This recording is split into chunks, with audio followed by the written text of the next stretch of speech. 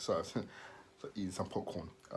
Anyway, hello there. My name is Jason, and I am the head creator of Token Edge. And basically, this is my first, obviously, proper video, and I've been meaning to do for a long time.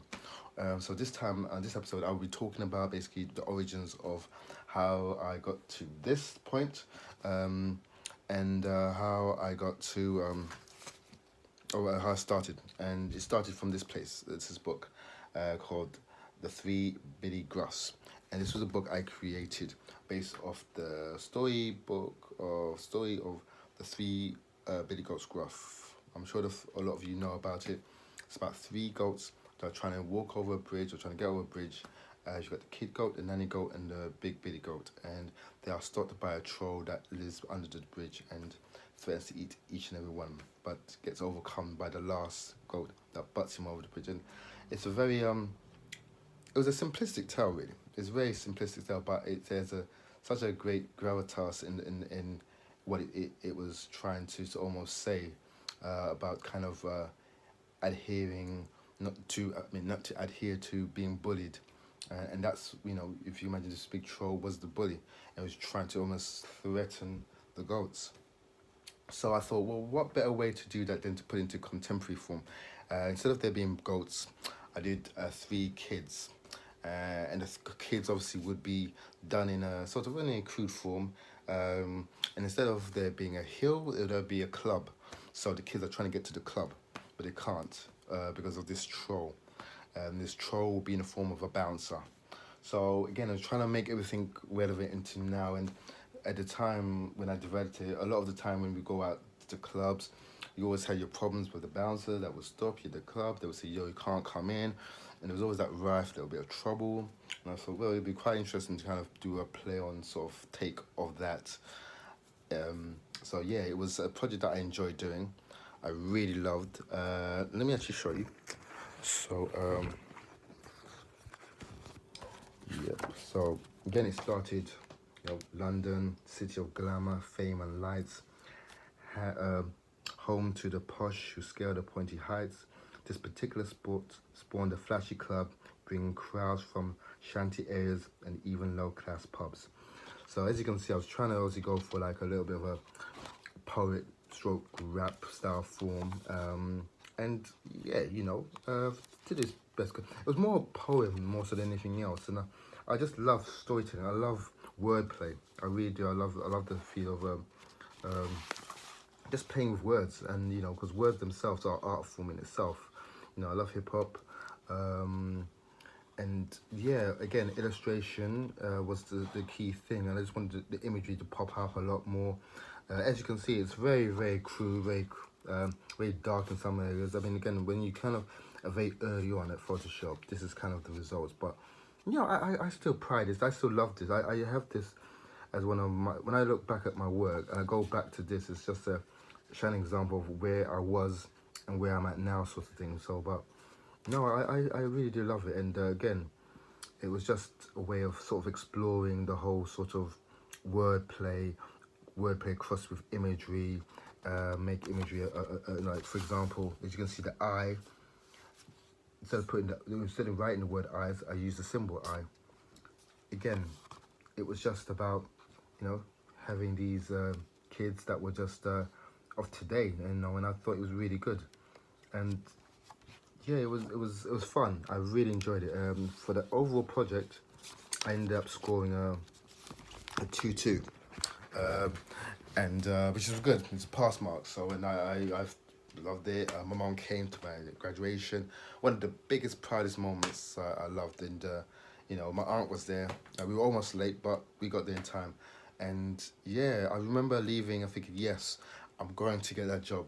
The smile on my face, saying what I was going to do, how I was going to get it. It was just there. I could just see it. But sometimes when reality crashes down heavy, you then given almost a wake-up call. And yeah, I was you applied for so many jobs, and you hope that you actually think to yourself, you're not going to be one of the few. You're going to be one of the lucky few that will get that job. But unfortunately, I never did. I mean, I sent like everyone else. You send the CVs. I sent to hundreds and hundreds of CVs a day, but you always get that one that comes back and say, "Well, we don't think you're good enough," or for example, we think we just need you to see more skills, or we don't think the artwork you do is suitable, which was stupid because I remember sending a lot of CVs and I had different styles. I had pen, pencil, cartoon, serious, graphic. So I did a lot of different styles, which I thought would be incoming, but somehow they said no. But sometimes this is what I find is no matter where you send your work to, they will say no, um, which is you feel like the work I'm developing is kind of in the line with your style. So how can you say that it doesn't work? But anyway, I'll say that for another video. But yeah, when I finished university after coming, and I remember back to this. I showed my friend this, and they actually loved it. They loved it so much. They said that Jason, when you can, you need to develop this. And at the time, I was thinking to myself, well, yeah, I think I would do, but I just didn't think it would. I think at the style, my style was immature in a way, and when I mean immature, I mean in the sense that it wasn't. Let me see, can you see? I don't think I had a real style or a finesse to my work. So I don't think it was really redefined. So I mean, I think with artists, they're very, you've got to almost be exact at what you're doing and almost stick to a particular type. That was at the time I was taught. But then as you develop your work, as you develop your style, you don't want to be fixed into a box. And I hate being pigeonholed. I hate it. I think, being an artist, you should be free to develop any style and however big you want. So, but she said, please, Jason, when you leave, develop this. So I said, yeah, I will do one day. And, that came. And before, as I said, I even thought about developing it, I did apply to some places. And I remember there was a place called the Cartoon Arts Trust, which was actually supposed to be a development stroke. It's a college stroke development class, and it would be for the full course of the year. They would train you up to develop cartoons for newspaper outlets. And I thought, well, this is what I found in the newspaper. I think it was the Mirror, and I was like, okay, this is fantastic. So when I called up, it seemed legit, and then everything was good, everything was fine, and then I think it got to the point where I went back, thinking that everything was okay. Then all of a sudden, the building's closed. I mean, it was shut down. It was like it never existed, and I don't know what happened. And that was a shame because I was so keen and eager to start that. So I was thinking to myself, what am I going to do? But before that, I did apply for a job working in a retail store called Smith Brothers, called Morley's now. And that's where I worked. So the first year, half a year, I started working there for over the period of 4 years. And yeah, it was great, it was fantastic. During the 4 years, I was working, I was in I was renting at the time, and yeah, I was just developing, I was harnessing my style, but as I was working, I just realized that I felt sort of unhappy. I was getting to a point where I didn't want to be, and I became, I left university to go into a job, and knowing that what I had developed, what I had essentially worked till for those 4 years at university, that was all going to be thrown away. It wasn't something I felt comfortable, happy with. I remember applying to my cousin. Actually, she got me this job.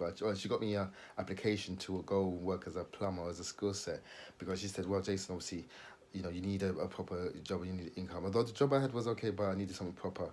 And as I went there, and I scored my IQ test, and I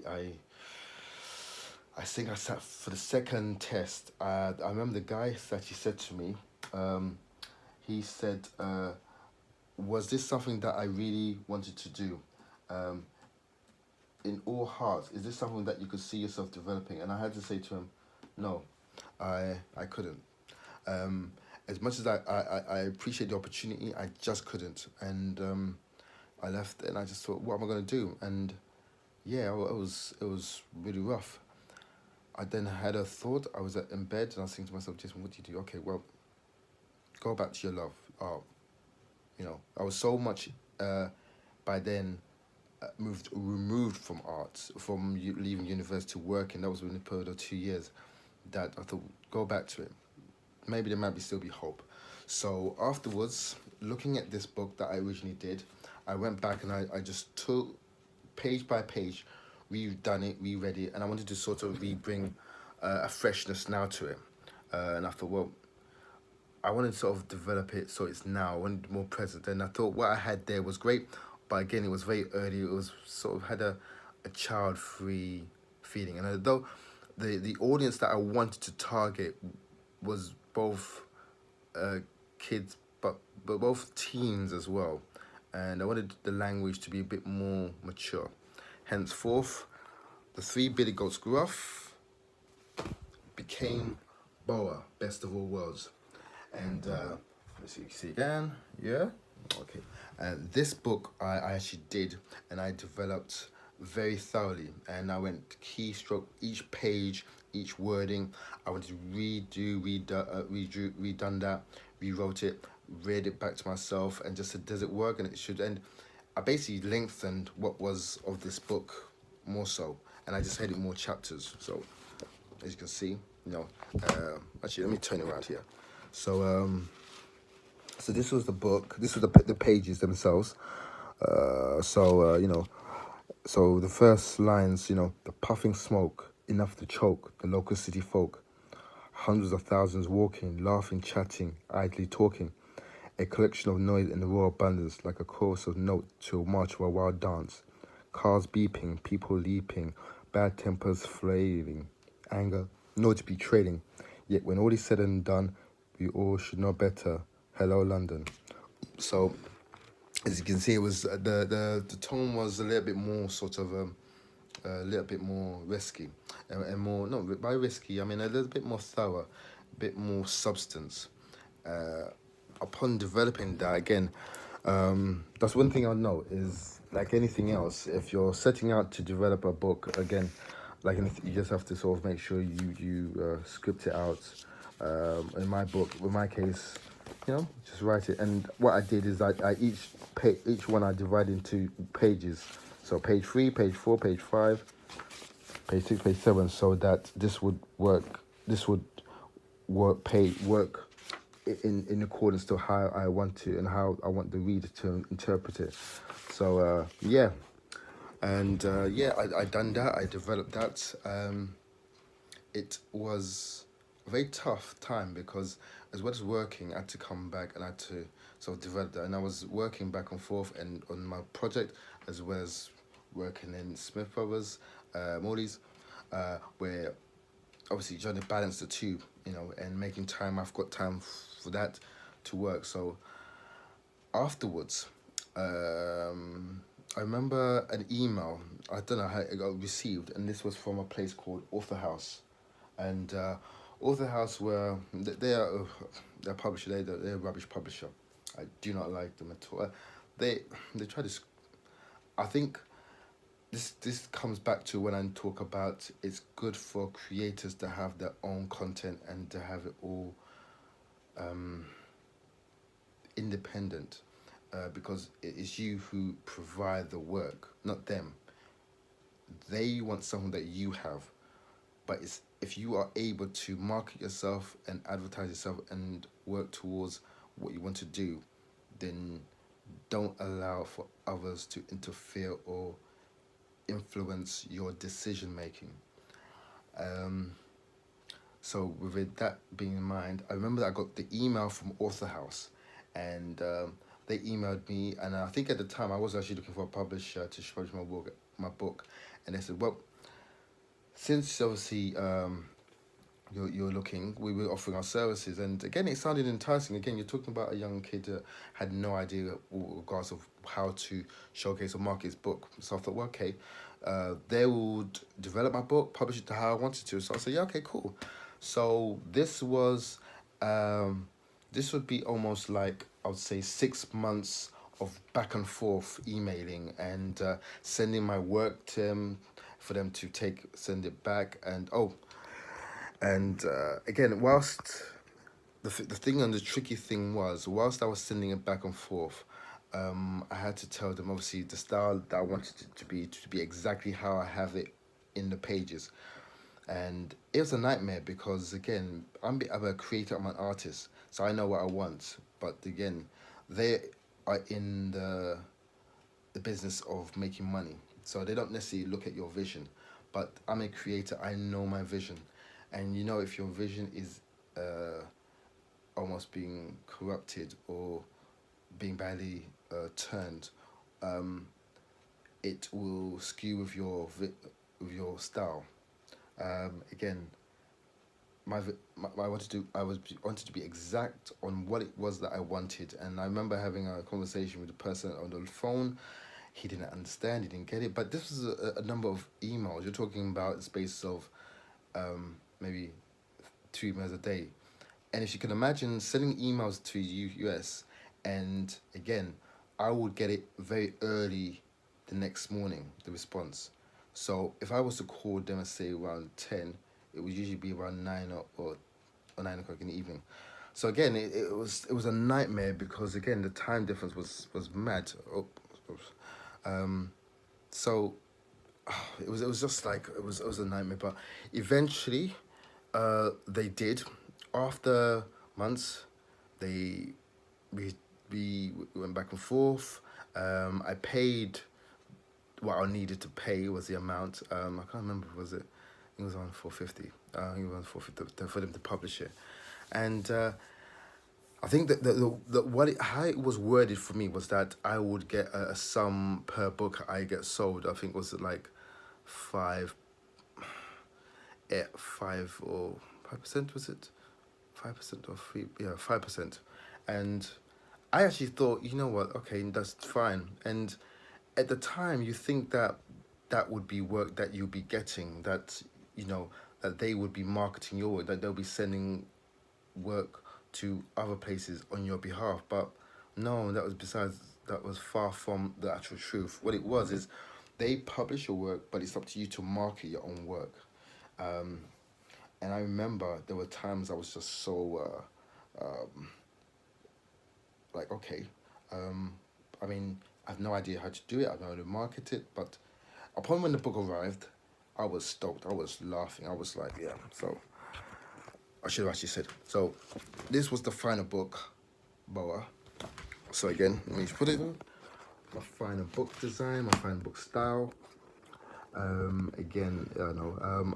Again, everything from the cover to the inside was all done. Now, when I said it was redone, everything was redone from the scratch. So, as you can tell, all of this, you see, published 2011.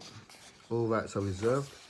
And again, this is what I mean when I talk about the art style and about the wording, playing with the style of what I was developing. And yeah, it was, again, I wanted a feeling of maturity, and again, I wanted to play with style, I wanted to play with look. Like, for example, you're reading it from one text from here, you're reading it from another from here, you're reading it from this angle. So again, you're interacting with the book itself. So it's just not just looking at one time, but you're kind of rotating the book in some parts. And yeah, like I said, the print work came out really well. And I look back and I was really, really, I mean, I look back with so much fond memories, and yeah, it was a fantastic time. But obviously afterwards, when I got it developed, and I got it published, yeah, it was fantastic. It was I think, first week I was like telling people, friends, family, and they were buying it. And yeah, you think, oh, I'm gonna get a nice size portion of money, and you think that will equate to sales, but you forget that, again, as I mentioned earlier on, um, I'm only responsible for my marketing, so I've got to market it to everyone. They don't even sell it. They don't market it to anyone. That's a service you've got to pay for. So you've got to pay almost like nearly a grand for them to market you. It was a £900 at least for them to market your work, and I thought it was crazy. Um, I mean, again, I had to pay rent, pay bills, pay internet, food, everything, as well as have this, and there was no guarantee that would work. So again, this book, as in Bowl, was I had to get. I remember buying almost like 25 copies and just doing what I could to sell. Friends, family, anyone who would want to buy it. I remember I went to had a store put up. Went to London. Went to an arts gallery. Had it one there, and yeah, and it wasn't really shifting. It wasn't at all. And I went to schools. I went to showcase at colleges, and it was a great idea, but we weren't looking. And then you had to speak to someone, and this headmaster, but it just didn't calculate to how I wanted it to, and that was very frustrating. So afterwards, it was one of the times where I was think I showed my mum, and my mum loved it, and I think she was also, but just looking well and concerned. Well, obviously, it's clearly that um, you've got the books, but obviously they're not shifting, and there's not much you can do. And she sort of felt like, I think it's best to keep going and sending CVs to the right people and stuff. And what you can do, you're sending work CV after CV, you're trying to see, and no one wants to see your work. No one wants to know who you are, and that was so frustrating because you're putting so much effort, you're putting so much of your hard work into it. You think to yourself, all you want is a chance for someone to say yes, but again, you know, I think we're in this whole culture where if you're even amongst certain element of people, they will get hired before you will. Doesn't matter how bad they are. If you could be that much more better than them, but in the end, it doesn't equate to the fact that they know each other or in the same um, network or in the same company. So you're having to battle so much. So that was frustrating for me. So, but yeah, in the end, I just persevered. I tried to press, but it wasn't going on. It wasn't going well for me. So, and I wasn't selling the copies I wanted to. I mean, so one or two, but again, it wasn't equating. And yeah, I remember on Twitter, I think one time I sold one, and I got a response from someone, and they said they liked it, but they said there was so many mistakes, so many spelling errors, but the errors were deliberate of the text of what I was trying to tell. But everyone has their own critique. And I look back at this with fond memories, but it was definitely a learning curve. For one, as mentioned before, and I have to stress clearly, when it comes to publishers, you must be very aware of who is going to publish your work. But at the same time, if you can, you are the creator, whether it be music, whether it be art, whether it be some other venture. Look at what you're able to do, and then maybe have people that have a like mindset to help you, that may help you actually progress or maybe develop or push out your work. Because there are faceless people in companies that do not care. All they care about is this. They don't care about the substance. As long as they're getting the money, that's fine. Afterwards, being off the house, I said, you know what? It's not working out for me. I'm just gonna cut and leave it. So, and I should point out though, after going online, my book was available Amazon and most booklet stores, but it was a hard effort to push work out and for people not to buy it. Again, it's touch and go, and in an arena that is so competitive, you are having to compete with people who have got big publishers who are being pushed out there by the bigger people, bigger companies, by those celebrities that have book deals and they're pushing. So you are going to be drowning. You're going to be so much under all of that, and you have to figure out how you're going to dig out, how you're going to be able to crawl your way out and just come out the other end. yeah, that those years were very tough. Those were extremely tough. Um, and I just thought, okay, I'm gonna leave. Also, the house was not for me. They just, like I said, you wanted someone that believed in your work, but again, like every company, they don't see you as a creator. They just see you as a pound or as a dollar sign for them to just use and abuse. So I just left them, and I thought, you know what, I'm gonna leave it. And as far as I said, Boa, I think I had taken that off. I said, yeah, just take it off. I don't know. You might see it available online or so. You can buy it, but I'm not gonna get the proceeds, and that's one thing. The proceeds doesn't go to me. The majority goes to them. I'm only seeing a little. I think I must have got around £35, and that was the space of selling around 15 copies. And I think that was in the space of that first month. Um, and again, it it just was madness. It just I was spending more than I was actually getting, so it wasn't the month wasn't adding up. So that was that really. My soul. So where I'm at right now, like I said, this book no longer is edited is in the stores. So I'm actually gonna look at redoing this, but I'm gonna redo it. Boa, Boa. I'm gonna redo it under my creative brand here, right there, because I want it to be proper, but at the same time, that as a creator, you're getting the proceeds, and you're getting what's worth. If you put in what you get out. Um, so yeah, stay tuned.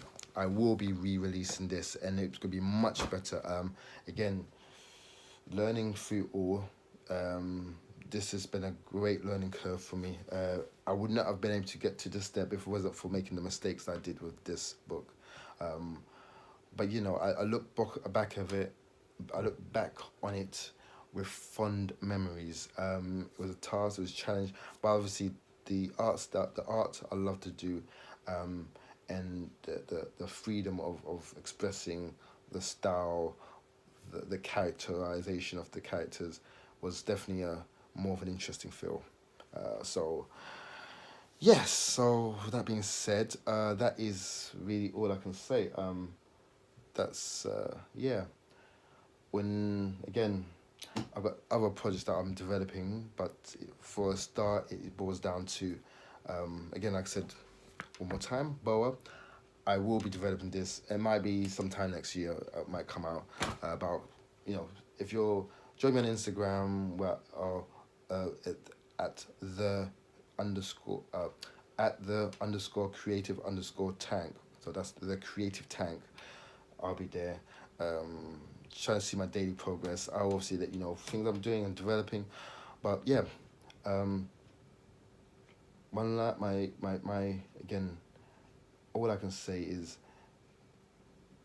be aware of who you work alongside with, because they don't have your best interest, but also be very aware of what it is that they offer. Look at yourself. You can develop anything you want to, because you have things that people want from you. Um, they know that you've got things that you can sell, that they can make money off you. Um, so make it a point to make it about you, not about them, but about you, because it is you who's worth it. It is you who can develop a style, work, or an ethic that is far more that they can actually see or comprehend. Because as a creative, that is what we are. That's what we are born with, and what we can develop and harness and showcase to the world. And that's what I can say really. Yeah, don't make this over long. So, but thank you guys. Hopefully, I've made. I've given you a little insight into the natural progress of me. Again, I'm developing. I'm at the cusp, really. Got lots of things I'm developing. Next time, I'm going to be talking about how I started the comic, my process. and I'll be talking about the stages from where I started from, my developing of the style, the comic, the colors, who I got involved with, and yeah, take it from there. But with that being said, thank you very much, and have a blessed time and a blessed day. And remember, make it about you, not about them, but about you. Peace.